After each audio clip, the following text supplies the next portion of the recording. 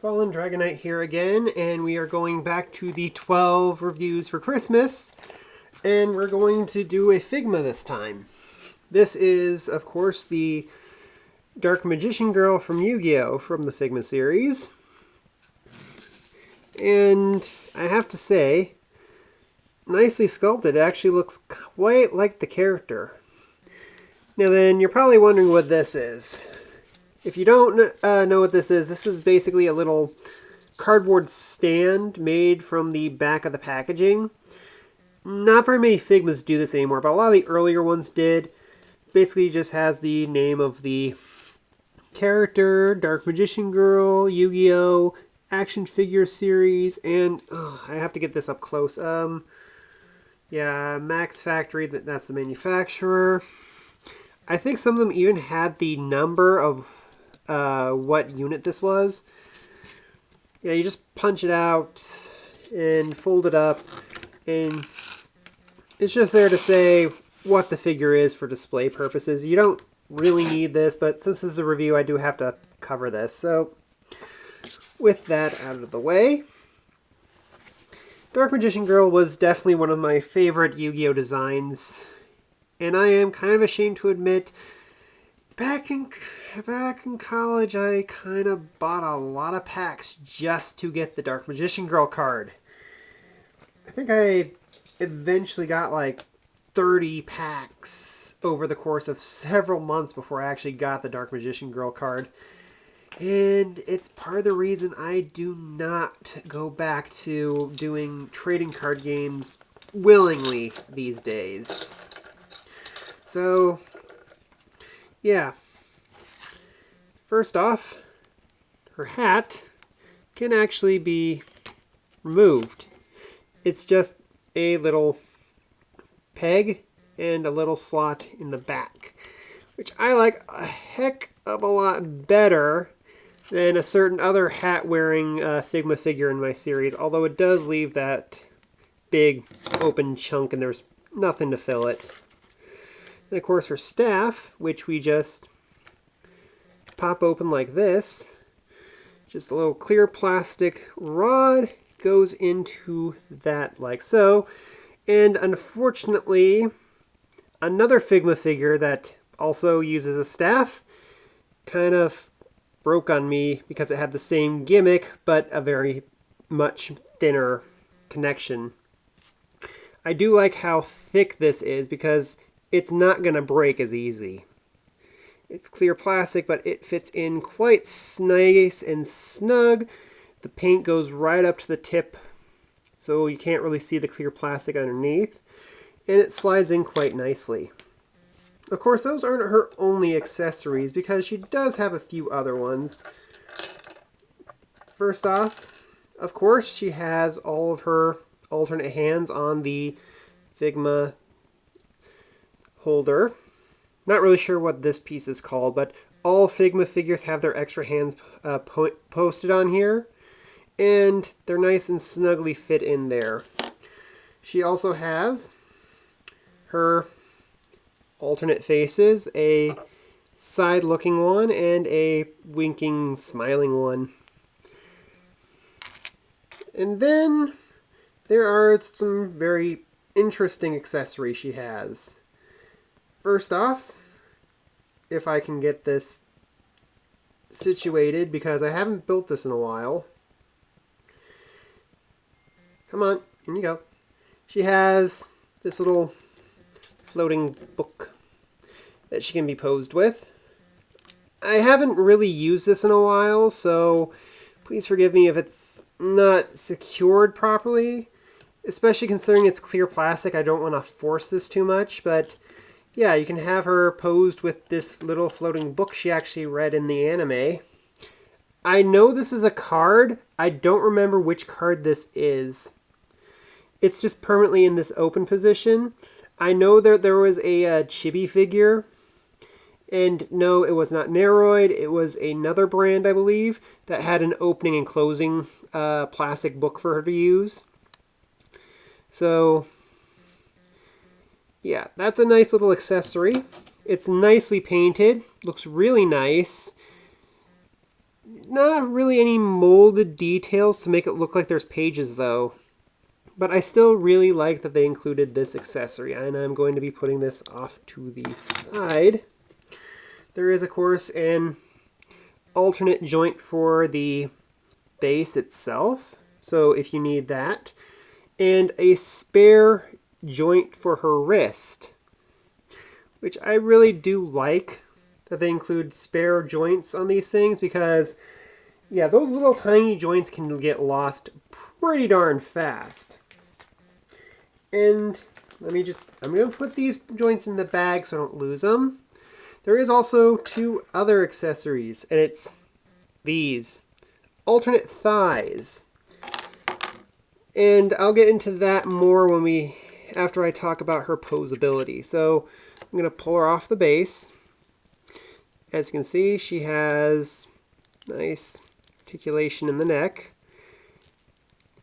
good range in the arms, and of course her shoulder bits are flexible, good deep elbow bends, some decent movement in the wrist, her waist, well actually it's her upper torso that moves, giving her a good range there,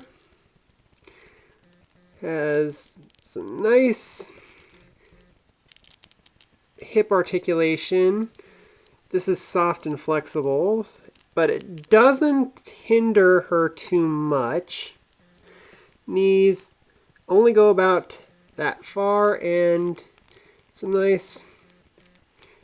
Oh yeah, I'm going to mention that in a little bit, but yeah, her ankles are supposed to come off apart, and she has some decent articulation in the foot. So yeah, you saw how this came apart. That's supposed to happen because, as you can guess, you're supposed to use this as an alternate foot. So we're going to stick that on like so. As you can see, there's already a joint socket in there. We just pop off her existing hip, which is a little tricky, and I don't want to force it too much, because if I force it too much I might break it, so I got to be careful. But yeah, there we go. We got her ankle, we got her leg off, and now we just pop on the new one, and gotta put her foot back on, like so. Come on. Yeah, her skirt's getting a little in the way a little, so I'm gonna have to just fiddle it with it. Hang on a minute, I gotta do this off camera. Yeah, part of the problem with fitting pieces like this sometimes is that you have to do stuff off camera, because if you try to do them on camera, it's going to be very hard to see how the pieces fit. But yeah, there we go. Got her extreme deep knee bend there. So let's just swap out her hand. You can see the wrist portion is a completely separate piece. Let's see which hand. This one right here. So I'm going to take one. Actually, I'm going to put it on this side with the other closed fist. We're going to take this piece right here, put it right behind the replacement hand. And yeah, I'm going to do this off camera because it is a tiny piece and I don't want to lose anything while I'm doing it on camera. So,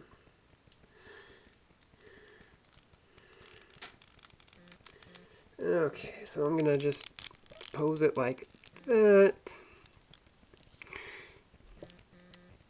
And we're going to put her staff back in her hand like so. Although I'm pretty sure I could probably put it in her hand without disassembling this. It just makes it a lot easier to slide it in without spreading apart her fingers. So, oh, got her wrist off there. I'm going to put her hat back on. Put her back on the base, like so. And there we have a new pose for her. As I said, I do like they include these very deep knee bends because it gets it farther than the standard knee can go, as you can see.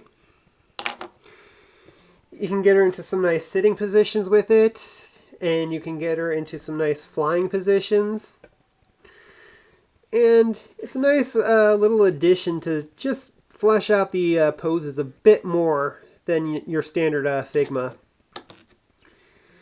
I do have to say that the sockets are a little tricky to get off at first. It's a good idea to be very gentle because this is a premium figure. These joints are going to break if you are not careful.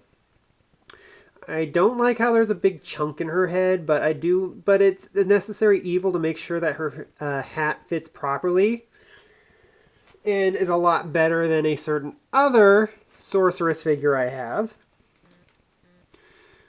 And we'll probably get to that eventually. In fact, hang on a second. If you haven't seen Figmas before, you can switch out their heads like this. Just pop that off. Pop off the face. Not hard to get this off at first, but yeah, we'll give her the winking emote here. She works a little better for the pose. So yeah, we put the hair back on. You know, the hair does kind of restrict some poses, but not a whole lot. So, put her hat back on. There we go. Anyway, that's my review of the Dark Magician Girl Figma. I do really like this figure. It's definitely one of my favorite Figmas in my collection. I think I only have like 4 Figmas so far. So yeah, if you're a Yu-Gi-Oh fan and you are really like the Dark Magician Girl design as I do, and considering how much hentai there is of her, I'm pretty sure there's a lot of fans of her out there. Anyway, this is definitely a figure I suggest you pick up as a Yu-Gi-Oh fan. And that is my review, and I hope to see you guys again next video. Bye!